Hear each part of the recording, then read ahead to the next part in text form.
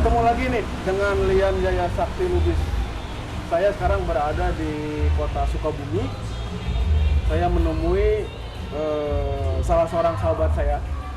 Namanya Pak Yan Yan atau Kang Yan Yan Ruswandi, SEMKes.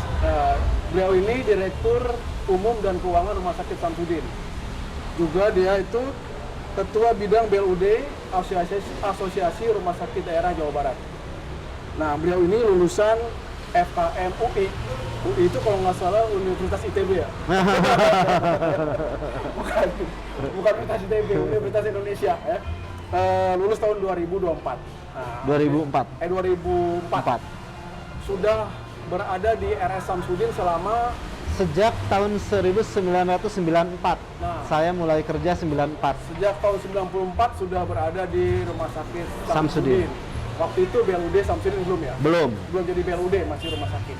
Kemudian berubah menjadi PPK BLUD. Nah, saya mengajak beliau bicara BLUD karena banyak sekali yang menanyakan apa sih itu BLUD dan bagaimana itu BLUD. Dan seringkali BLUD itu disalah persepsikan. BLUD itu sama dengan BUMD, sama dengan BUMN, apakah sama dengan swasta, gitu ya. Nah, saya jadi ingat apa kata Pak Presiden tuh. ASN itu harus profesional, kreatif, dan berorientasi pada pelayanan. Nah, BLUD ini sebenarnya orientasi itu pada pelayanan. Nah, saya akan mengajak diskusi Kang Yan Yan ini lebih kurang 30 menit. Kita bongkar atau kita kupas tuntas nih tentang BLUD. Ya, saya berada di salah satu tempat di kota Sukabumi. Oke, kita ketemu nanti di sesi yang kedua. Ya, Kang Yan Yan. Ya. BLUD ini kalau nggak salah amanat undang-undang ya? Iya, betul. Amanat undang-undang 23 ya? 23 tahun 2014 tentang pemerintah daerah. Oke, kita mau tanya nih. Apa sih itu BLUD dan kenapa why? Kenapa why? Seberapa why harus BLUD? Ya. Ya? Oke. Oke. Ya, jadi gini. Kalau kita bicara mengenai BLUD, jadi BLUD itu bukan keinginan pimpinan BLUD, bukan keinginan kepala UPT, bukan keinginan kepala daerah, bukan keinginan direktur. Keinginan siapa itu? Ya, jadi BLUD itu ada amanat daripada regulasi. Oke. Saya ingin menyampaikan supaya pemahaman kita utuh bahwa reformasi pengelolaan keuangan negara atau transformasi pengelolaan keuangan negara itu dimulai dari lahirnya Undang-Undang 17 2003, Ya. Undang-Undang 1 2004 tentang perbendaharaan negara. Nah, di situ diturunkan ke PP 23 tahun 2005. Kemudian berubah. Nah, PP 23 2005 dirubah dengan PP 74 tahun 2012 dan dijabarkan oleh Permendagri 61 tahun 2007. Sekarang regulasi Kemendagri tentang BLUD itu diatur di Permendagri 79 tahun 2018. Ini hukumnya wajib ya? Nah, jadi kalau kita bicara itu, kan itu amanat dari regulasi. Ya berarti kan harus dilaksanakan. Walaupun kalau kita mempelajari dari Undang-Undang 23 tahun 2014 di pasal 346, daerah dapat membentuk Badan Layanan Umum Daerah dalam rangka meningkatkan pelayanan. Bukan wajib. Mengacu kepada pedoman peraturan perundang-undangan. Jadi dapat bahasanya. Ya? Bukan wajib. Bukan ya? wajib. Nah, karena ini dapat, artinya kan urgensinya ada di ingin nggak pelayanan publiknya diperbaiki. Nah, itu. Kalau pelayanan publiknya ingin diperbaiki, maka toolsnya BLUD gitu. Kan BLUD itu tools. Kalau ada keinginan untuk memperbaiki pelayanan publik, nah maka toolsnya ada apa? BLUD. Nah seperti itu. Jadi kalau sekarang bicara urgensi menerapkan BLUD, ya urgen. Urgen ya. Cuman seberapa urgennya itu? Nah dinilai? seberapa urgen, maka jawabannya adalah bagaimana analisa prakondisi pelayanan publik sekarang. Nah, contohnya? Contohnya, di rumah sakit tidak bisa melayani karena alatnya rusak, tidak bisa diperbaiki karena tidak ada uang. Wah, Kenapa tidak ada uang? banyak tuh. Iya, kenapa tidak ada uang? Karena anggarannya tidak ada. Yang ada anggaran untuk yang lain. BLUD diberikan fleksibilitas untuk merubah rincian objek. Nah, itu contoh di rumah sakit. Jadi kan kata kuncinya fleksibilitas. Fleksibilitas. Contoh di yang lain, misalnya di Bapak, Tahura. Ya. Apa yang terjadi Tahura? Misalnya, Tahura tidak bisa melaksanakan operasional nih. Kenapa? Oh, karena ada gate pintu masuk, ini rusak. Ya. Contoh. Sehingga nunggu anggaran. Itu kan rigid. Iya. Padahal uang punya, uang ada. Tiap hari dapat. Tiap hari dapat. Nah, itu disederhanakanlah melalui fleksibilitas BLUD. Jadi artinya pelayanan publik itu tetap baik, tapi dalam koridor fleksibilitas yang di backup pelaksanaannya oleh regulasi, peraturan, dan perundang-undang. Sebenarnya tidak mengambil anggaran pendapat belanja daerah ya, APBD. Tidak mengambil belanja daerah, tapi langsung mengambil dari layanan. pendapatan sendiri, Layanan. pendapatan layanan. Nah, itu sebetulnya esensi BLUD, diberikan fleksibilitas, uangnya tidak disetor, dikelola sendiri, tapi dibuat aturan bagaimana cara mengelolanya, diharapkan setelah pakai duit BW, pelayanan menjadi meningkat gitu. Bedanya itu dengan esensi. BUMD? Bedanya dengan BUMD, kalau BUMD itu kan motifnya adalah motif untuk profit oriented. Oke. Kalau BLUD tidak untuk profit oriented, tapi dia untuk pelayanan publik meningkat, dilaksanakan good corporate governance, transparansi, efisiensi, efektivitas, gitu kan? Itu kan asas-asas good corporate governance. Setelah efisiensi ternyata masih dapat untung, itu sah-sah saja. Tapi kan esensinya bukan profit oriented, tapi bagaimana kita mengelola pendapatan, mengelola belanja berdasarkan praktek bisnis yang sehat. Kalau ternyata setelah dikelola masih ada margin, itu kan berarti alhamdulillah masih ada margin gitu. Nah, Tapi jadi esensinya margin bukan tujuan utama. margin bukan tujuan Kalaupun utama. tidak dapat margin gimana? Kalau tidak dapat margin tidak masalah. Yang penting kan pelayanan publiknya meningkat. Nah, ini. Kalau pelayanan publik meningkat kan berarti Jadi- tanggapan masyarakat terhadap pemerintah Jadi baik. tidak harus begitu BLUD harus untung. Tidak harus. Minus pun nggak masalah. Minus pun nggak masalah. Kalaupun BLUD minus, APBD masih mensubsidi tuh kepada BLUD. Karena dia Halal punya, tuh hukumnya. halal ya. Halal. Jadi bukan berarti BLUD APBD nggak Nah, ini yang kadang-kadang menjadi permasalahan di beberapa daerah. Pasca penerapan BLUD, APBD-nya di stop. Ibarat anak baru lahir langsung lari. Iya. Ini kan nggak bisa. Iya. Kan sebetulnya di dalam dokumen Renstra itu ada titik equilibrium. Kapan pendapatan sendiri tumbuh, kapan nanti bantuan itu dikurangi. Sehingga mungkin kita akan menemukan titik equilibrium itu di tahun kelima, di tahun ketujuh. Itu dia. Jadi bantu aja terus sampai dia memang bisa self-sufficient. Bukan BEP, tapi Bukan equilibrium. BEP, titik equilibrium. Kapan pendapatan sendiri bisa seimbang dengan belanjanya. Oke. Jadi Kapan gini ya, bantuan dari APBD bisa sedikit demi sedikit dikurangi. Oke. Itu esensi BLUD. Jadi kata kuncinya itu fleksibilitas keuangan. Fleksibilitas keuangan, praktek bisnis yang Praktek bisnis sehat, yang sehat. tidak motifnya adalah profit oriented, Oriented. tapi menerapkan dan tadi meningkatkan pelayanan. pelayanan. Ya, 4 ya. 4. Nah, ini nih yang harus diketahui oleh mereka ya atau institusi yang ingin menerapkan BLUD. Jangan Betul. jangan salah sangka menjadi BMD. Oh iya, atau menjadi uang dan beda. sebagainya, ya. Betul, betul. Nah, itu yang paling intinya. Saya di yang pertama ini kita coba buka yang paling intinya dulu nih. Jadi filosofinya BLUD itu, undang-undang tadi sebutkan, kemudian apa dan bagaimana. Sesi berikutnya saya coba bedah yang lebih spesifik lagi, bagaimana sih menerapkan BLUD itu. Ya, oke kita stop dulu. Sebenarnya kata-kata ini udah kita ulangi 100.000 kali.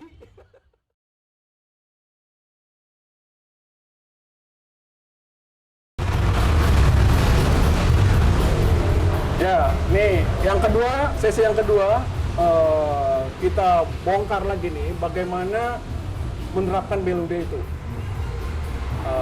Seperti apa menerapkannya? Bagaimana Kang menerapkan Oke. BLUD itu?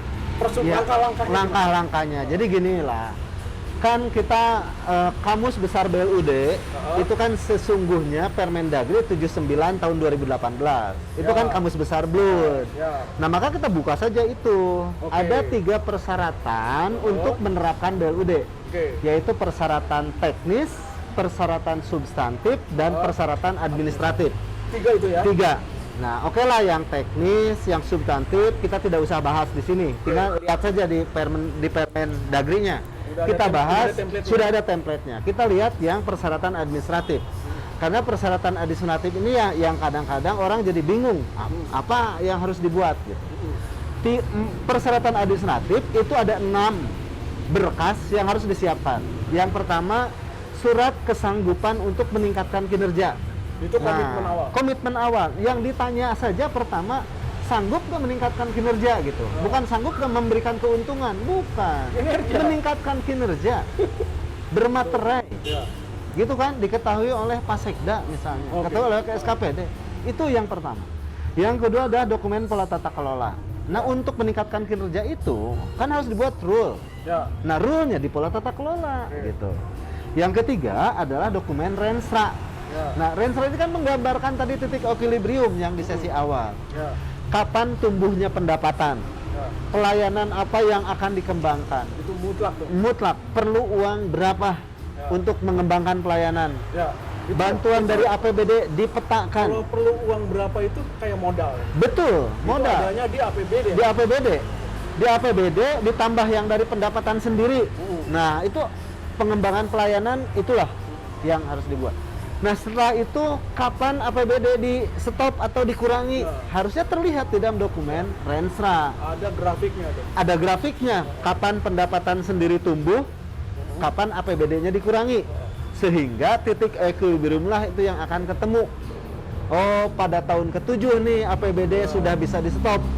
Karena entitas BLUD-nya sudah mulai tumbuh pendapatan, fasilitas pengembangannya sudah cukup, ini hanya perlu diberikan gaji PNS saja, misalnya seperti itu. Tidak dalam arti begitu dihentikan, hentikan sama sekali, tidak. Gaji PNS itu pasti masih tetap, bukan perusahaan, bukan BUMD. Bahkan boleh jadi setelah dikembangkan ke depan, oh ini perlu pengembangan lagi nih, APBD support lagi, silahkan gitu. Itu persyaratannya ya? Persyaratan. Jadi tadi yang ketiga adalah dokumen Renstra. Yang keempat adalah dokumen SPM. Nah, SPM itu kan terkait dengan quality tadi. Apa saja yang dijanjikan, kualitas pelayanan yang seperti apa yang dijanjikan. Nah, itu kan itu SPM. Yang berikutnya adalah laporan keuangan dan yang terakhir adalah surat pernyataan bersedia untuk diaudit. Nah, jadi 6 dokumen administratif itulah yang menjadi persyaratan bila kita ingin menerapkan BLUD. Nah, 6 dokumen diajukan kepada kepala daerah menilai. Nah, kalau nilainya dibentuk tim nanti. Nanti dinilai oleh kepala daerah melalui tim penilai. Nah, kalau nanti sudah memenuhi persyaratan, maka bisa ditetapkanlah misalnya unit kerja Tahura ditetapkan sebagai UPT yang menerapkan BLUD. Nah, sebelum ada penetapan itu, dia kan harus ada peraturan-peraturan pendukungnya. Ya. Nah, tapi yang paling penting lagi, pada saat dia ingin menetapkan itu, kan ada stakeholder-nya nih. Ya. Nah, seberapa penting peran stakeholder? Baik, oke. Jadi gini, setelah kita ditetapkan menjadi BLUD, maka kan ada janji yang harus kita penuhi, meningkatkan kinerja itu kan. Nah, maka untuk meningkatkan kinerja tersebut kan perlu diatur tuh fleksibilitas itu, secara lebih operasional. Nah, Permendagri 79 tahun 2015 itu mengamanatkan ada 15 regulasi yang harus dibuat untuk melaksanakan fleksibilitas itu. Saya sebagai contoh saja misalnya, bahwa BLUD uang yang bersumber dari sendiri itu boleh diberikan fleksibilitas. Nah, salah satu fleksibilitasnya adalah jenjang nilai pengadaan. Nah, bila pengadaannya tidak sesuai dengan Perpres tentang pengadaan, boleh dibuat peraturan kepala daerah tentang Pergub tentang pengadaan BLUD gitu. Nah, maka sebelum itu dilaksanakan, buat dulu Pergubnya gitu. Nah, seperti itu. Jadi Contoh lagi. sebelum diimplementasikan Semua dari diimplementasikan, keputusan itu ada betul, pergub-pergub pergubnya yang dulu. Contoh yang kedua lah misalnya, tentang kerjasama. Ya. BUD diberikan fleksibilitas untuk kerjasama. Nah, maka langkah berikutnya harus ada pergub tentang kerjasama. Misalnya contoh, kalau saya contohkan di Tahura, wah ini ada investor mau membuat bioskop di Tahura. Nggak dari APBD nggak bisa tuh, misalnya nggak ada uang untuk buat bioskop misalnya. Ya udah ada investor, boleh tuh kerjasama bangun bioskop di Tahura. Nanti mekanisme kerjasama. Nah, mekanisme kerjasama, beauty contest, pembelian kerjasama, itu semua diatur di pergub tentang kerjasama. Nah itu contoh ya. Kalau rumah sakit gini misalnya, apakah pengelola BLUD itu juga harus ditetapkan oleh kepala daerah? Nah, itu semua diatur di dalam peraturan kepala daerah tentang pelaksanaan anggaran. Ada satu pergub, perkada yang harus dibuat, itu adalah pergub tentang pelaksanaan anggaran. Isinya apa?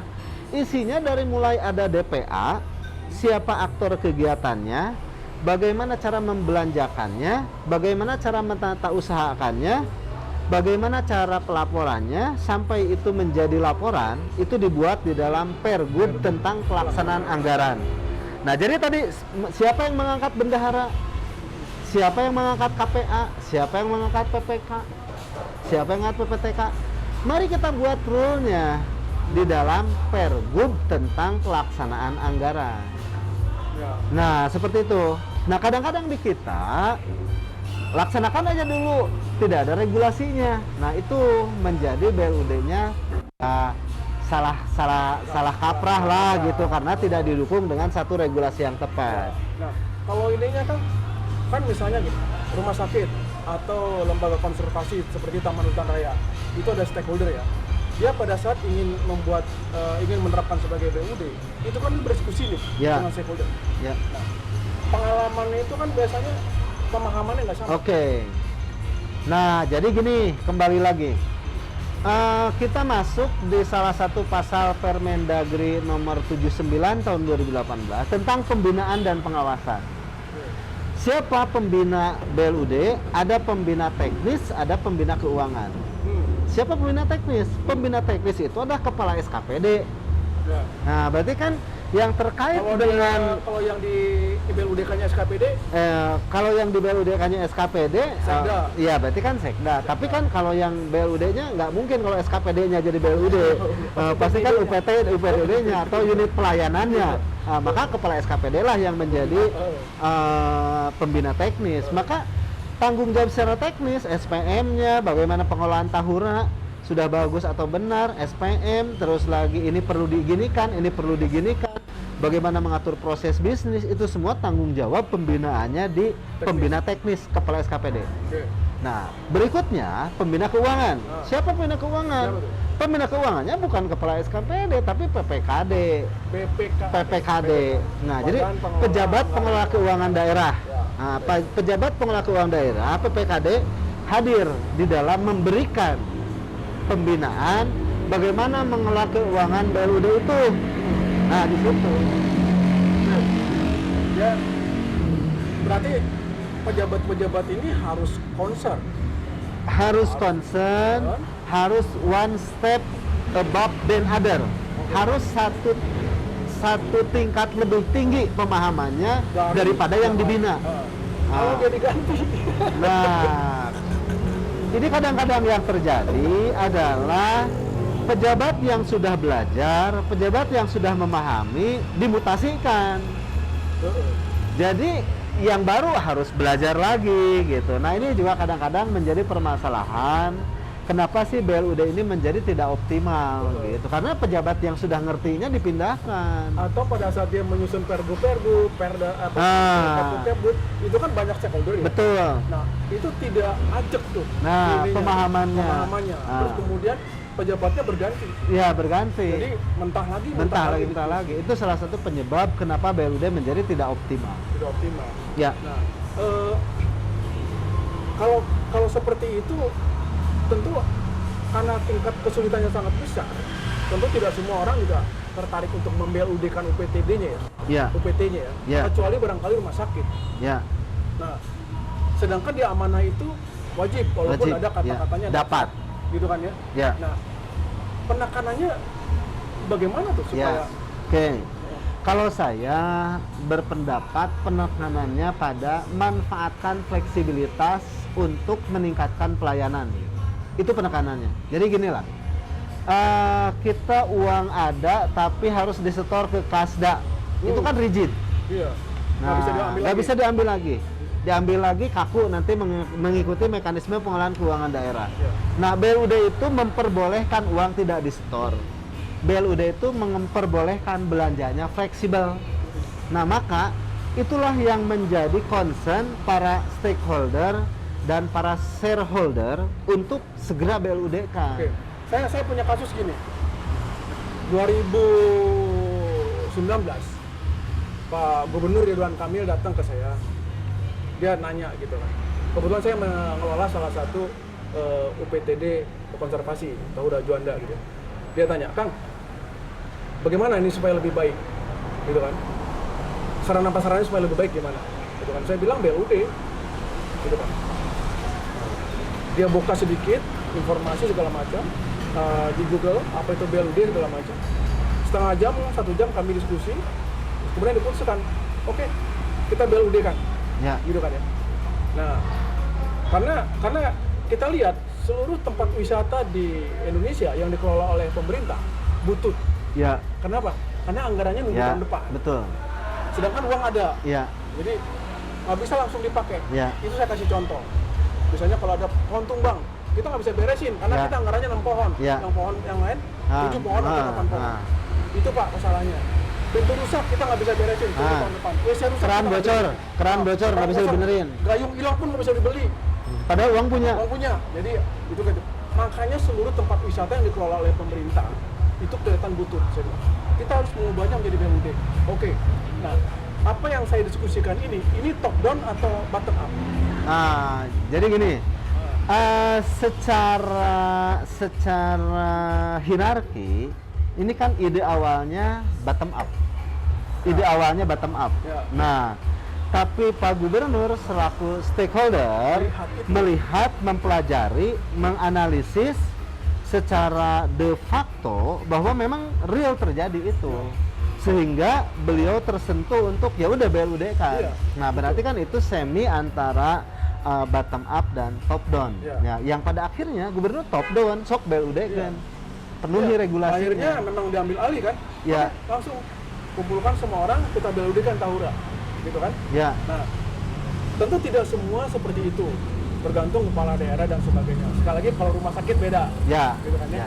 Nah, jadi untuk membeludkan lembaga-lembaga atau PTD di luar rumah sakit itu perlu kekuatan kepala daerah nampaknya, betul ya? Betul, setuju saya. Ya, Setuju. Kalau kepala Karena daerah- kalau kepala daerahnya masih berpikir gini aja lah, Oh. secara singkatnya, tadinya uang disetor ke Kasda, nanti disetor ke Kasblud, maka Kasda jadi kehilangan uang dong. Ya. Kalau masih ada yang berpikir gitu, Begitu. sampai kapanpun tidak akan jadi itu BUD. Jadi perlu kreativitas dan keberanian kepala daerah untuk mengubah Ya, pola penganggaran Ya. keuangan dari satu Betul. unit yang dia lihat berpotensi gitu kan. ya berpotensi akan meningkat bila menjadi BUD. Jadi kalau kepala daerahnya tidak berani, jangan coba-coba. Jangan coba-coba. Meskipun sudah terpenuhi 3 persyaratan, dokumen sudah jadi, pasti itu ditolak. Ambruk ya. Nah, kalaupun dia sudah berani dan kepala daerah support, tapi kalau di bawahnya juga nggak support, Nggak support, tidak rigid juga. rigid juga. Tidak akan jalan Pemahamannya juga. berbeda-beda, rigid juga. Ya, Gitu betul. kan ya? Oke. Nah, di yang terakhir, yang ketiga nih, kita coba lihat pengalaman empiris nih, biar kita belajar gimana sih salahnya, gimana bagusnya, gitu ya. Oke, kita ketemu yang ketiga nanti. Iya, coba-coba.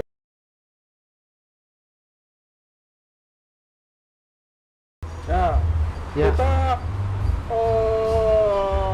kupas tentang pengalaman empiris Ya.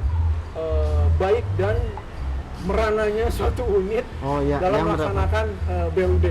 Baik. Mungkin saya di sini dengan Kang Janjan bertukar cerita nih, bagaimana saya menerapkan BUD atau menggagas BUD bersama Pak Gubernur selama 2 tahun, bagaimana pengalamannya. Kemudian Kang Janjan karena banyak menjadi tanda kutip konsultan di beberapa rumah sakit dalam menerapkan BLUD, saya pengen tanya, apa sih yang paling salah persepsi dan sebagainya gitu? Ya. Contoh-contohnya gitu. Ya, jadi yang paling harus diwaspadai Waspada itu nih. ya waspadai itu mengenai fleksibilitas. Oke. Bahwa fleksibilitas itu tidak diartikan menjadi bebas sewenang-wenang gitu. Fleksibilitas itu tetap harus dilakukan menggunakan regulasi. Jadi saya berharap jangan sampai setelah BLUD karena merasa memiliki fleksibilitas, pelaksanaannya menjadi tidak terbatas.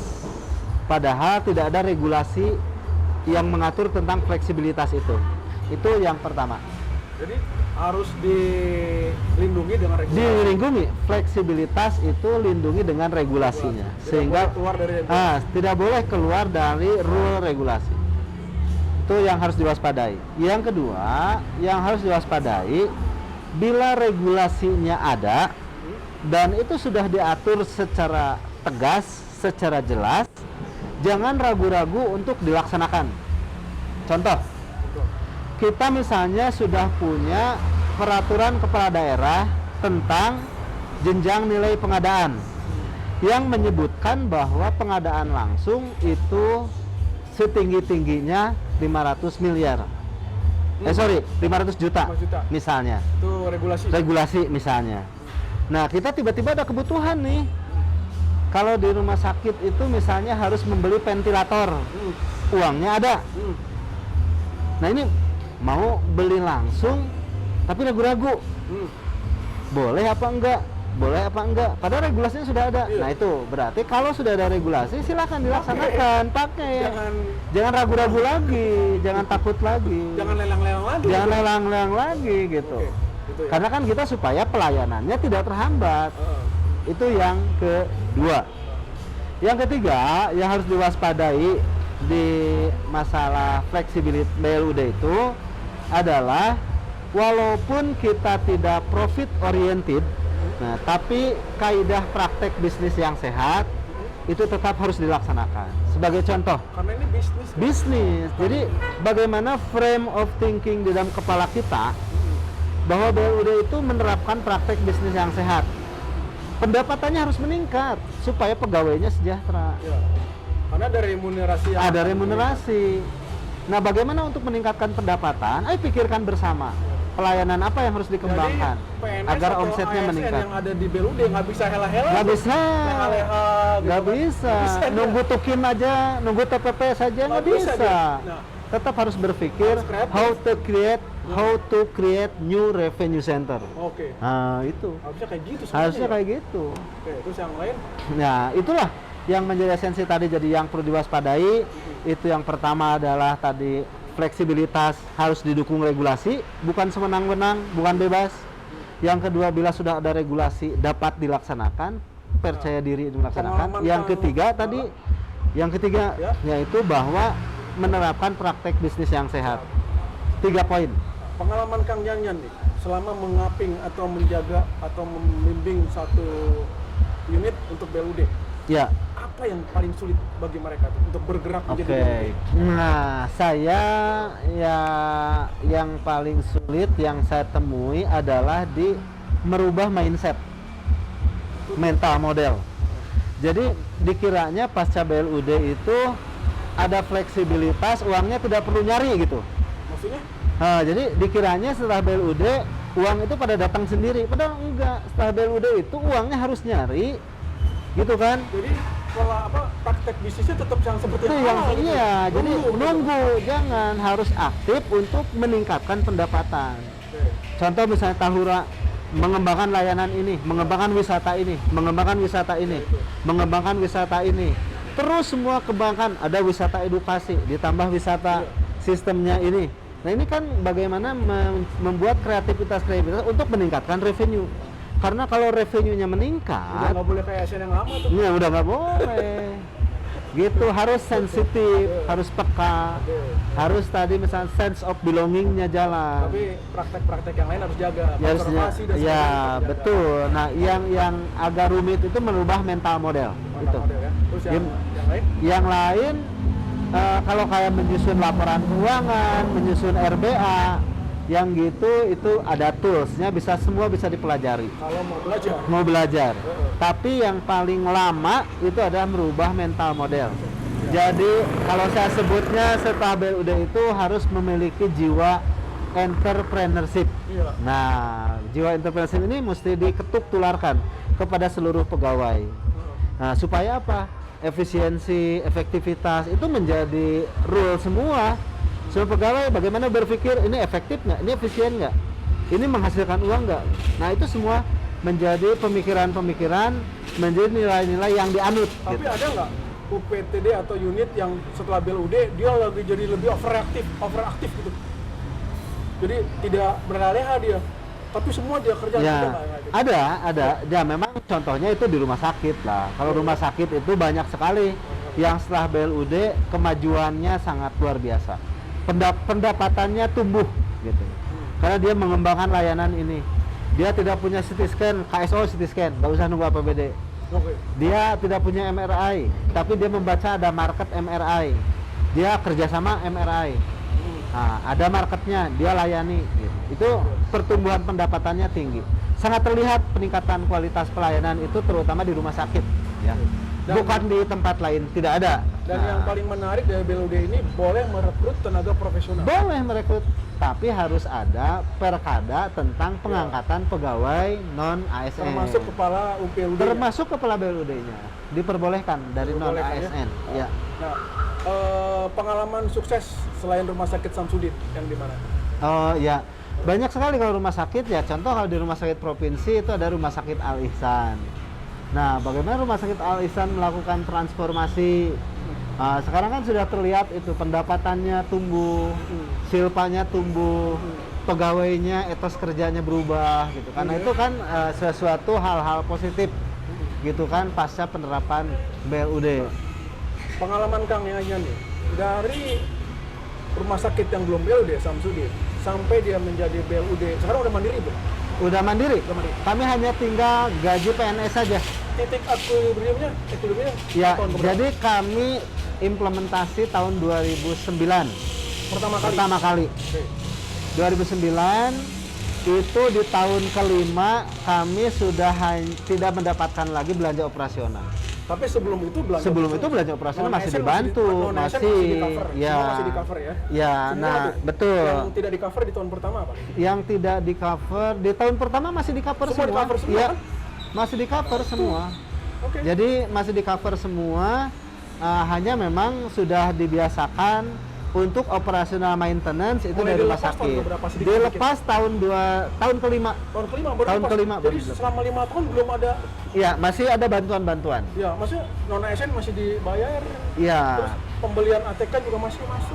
Masih beberapa Semuanya, bantuan operasional masih. Nanti Ya. tahun kelima baru. Tahun kelima baru sudah mulai dihilangkan. Oke. Nah, dihilangkan. Jadi 5 tahun itu proses ini dihilangkan, ini dikurangi, switching BLUD, ini anggaran ini dikurangi, switching BLUD. Tahun kelima itu semua sudah dibiayai operasional dari BLUD kecuali untuk gaji PNS dan belanja modal. Kayaknya ini stakeholdernya support banget ya. Ya, kami memang dulu Pak Wali Kotanya support untuk menerapkan BLUD. Termasuk atasan Dewan Pembina Pembina Keuangan itu ya support banget. support terhadap Jadi influence BLUD. udah ada titik equilibrium, dia pikir tahun kelima nih baru bisa gitu kan. Ya, Tidak langsung tidak langsung, begitu betul langsung dihilangkan. Nah, itu hati-hati di situ kali ya. Ya, itu hati-hati. Jangan sampai setelah BLUD UPT-nya jadi bangkrut karena belum tumbuh sudah di stop APBD-nya. Akhirnya kan bangkrut. Bukan bangkrut kan, Iya. bubar. Iya, bubar. Bubar itu. Iya. Kan itu pelayanan publiknya yang terganggu lah. Iya. Iya. Nah, tidak ada peraturan yang mengatakan begitu BLUD semuanya stop. Tidak ada. Tidak ada. Tidak ada. Tapi tidak ada juga peraturan yang mengatakan begitu BLUD semuanya tidak di stop dulu gitu kan. Tidak juga. ada. Tapi itu adalah kesepakatan Iya, bersama. iya, Antara menjadi konsensus bersama. Jadi Stakeholder harus membaca seperti ini. titik equilibrium. Jadi bukan ditulis dalam undang-undang Bukan. boleh atau tidak, Bukan. tapi kesepakatan bersama. Ya. Sama-sama membimbing seperti anak yang baru lahir. Ya, Oke, kita ajarin merangkak dulu, jalan, kemudian baru lari, gitu ya, kan? betul. Nah, pemahaman itu yang harus dipenuhi oleh semua stakeholder yang ingin membuat suatu BLUD di lingkup kerjanya dia. Ya. Gitu. Oke, ini terakhir, Kang Yang Mian bisa kasih pesan apa nih buat teman-teman yang pengen membeludkan unitnya, baik rumah sakit, lembaga konservasi atau yang lain? Ya. Oke, kalau menurut saya, kalau menurut saya pesan-pesan itu pertama gini, implementasi BLUD adalah koheren dengan dokumen rencana rumah sakit atau rencana entitas. Oke. Jadi ginilah, BLUD itu kan tools. Jadi perubahan BLUD itu ada bagian daripada tools yang sedang dihadapi. Kita menginginkan ke the future hospital kalau di rumah sakit. Seperti apa sih entitas yang kita inginkan? Pelayanan publik seperti apa sih yang diinginkan? Nah, untuk mencapai itu, salah satu toolsnya adalah BLUD. Ya, itu dulu. Kalau itu sudah oke dan sudah on the track, nah maka marilah menjadi BLUD dengan berpedoman kepada pemenuhan persyaratan. Setelah ditetapkan menjadi BLUD, nah baru di situ untuk sama-sama merubah etos kerja yang tadi jiwa-jiwa praktik bisnis yang sehat untuk semua stakeholder kita terapkan. Agar apa? Yang nunggu, yang kerjanya nunggu uang datang. Betul, jangan. Jadi mari rubah etos kerja, tingkatkan pendapatan. Kalau pendapatannya meningkat, insya Allah kesejahteraannya pun akan meningkat. Seperti itu kalau menurut saya. Gitu ya? Jadi itu suatu siklus yang berkesinambungan. Oke. Jadi BLUD itu adalah tools untuk membuat PNS atau ASN itu kreatif. Ya kan? Ya. Untuk membuat ASN itu lebih peduli kepada aspek layanan dan membuat ASN itu lebih bertanggung jawab terhadap pekerjaannya. Jadi lebih profesional, gitu ya. Nah, selain tools itu, BLUD juga memiliki fleksibilitas untuk peningkatan pelayanan keuangan itu ya. Ya. Nah, jadi saya pikir Indonesia itu udah punya tools yang bagus untuk meningkatkan profesionalitas PNS-nya melalui BLUD ini. Sekarang tinggal bagaimana itu dipahami bersama dan diyakini bersama bahwa ini memang bisa dilaksanakan. Nah, kunci utamanya tadi yang seperti di awal kita katakan, kepala daerah ya atau kepala unit tertinggi dari suatu pemerintahan itu kunci utama keberhasilan BLUD itu, gitu ya. Ya. Kalau mereka tidak support, kalau mereka tidak kreatif, maka tidak akan tumbuh BLUD kreatif di entitas pemerintah, BLUD. di entitasnya. Nah, itu sedikit tentang BLUD. Saya rasa bisa cukup menjadi informasi buat teman-teman yang selalu bertanya, BLUD bagaimana sih? BLUD kenapa sih? Kemudian kenapa sih harus BLUD dan bagaimana harus BLUD? Oke, terima kasih. Sampai jumpa lagi. Rian Jaya Sakti Lubis. Oke, Kang? Ya. Dikit aja kok. Ya. Karena sering kita ngomong.